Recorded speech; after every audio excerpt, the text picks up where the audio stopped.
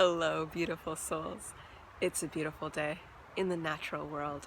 My name is Farah, and I like to make videos about how nature shows us who we truly are through the lens of my own human experience.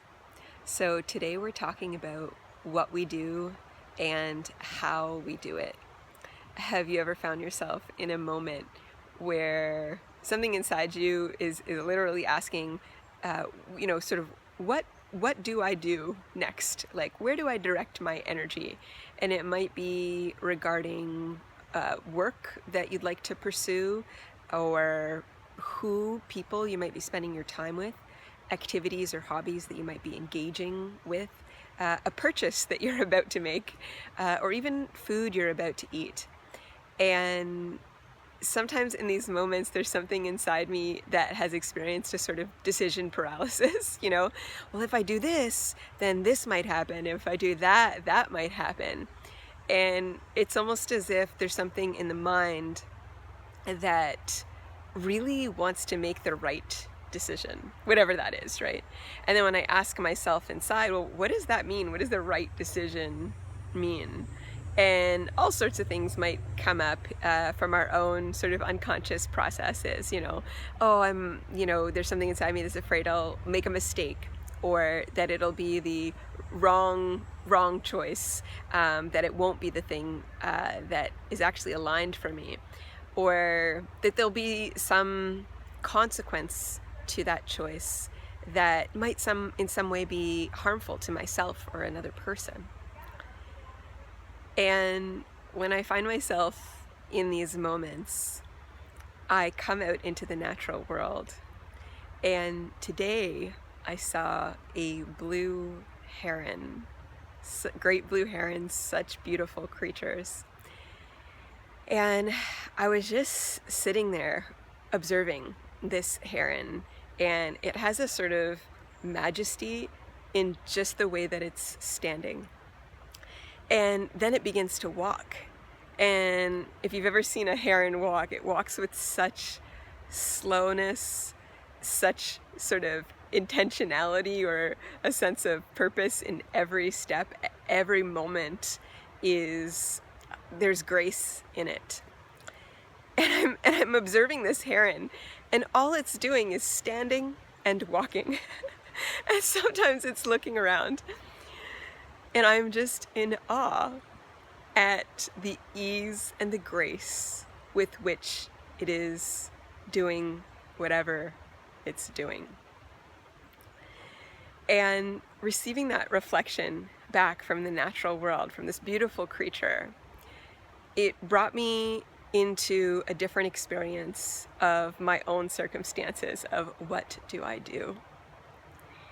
And it opened me up to the possibility of the experience being one of ease and grace, and that no matter what I might choose, no matter where I might direct my energy, that if I'm moving through those moments, if I'm walking into the experience with a person, with work, with an activity, with a purchase, with food, that if I'm walking into that experience with the ease and the grace and the presence and the intentionality of that great blue heron, then I will inevitably move through that experience and come out of that experience with that same ease and that same grace and that same presence. And there's really no way to get anything wrong when you're moving from that place. And I can trust that whatever it is, whatever choice that I might make, that being in that place of ease and presence will actually allow me to receive whatever I might need to receive from that experience, that will guide me into the next thing that might be more aligned for me, or affirmation that the choice that I made did really sort of match with that sense of ease and presence.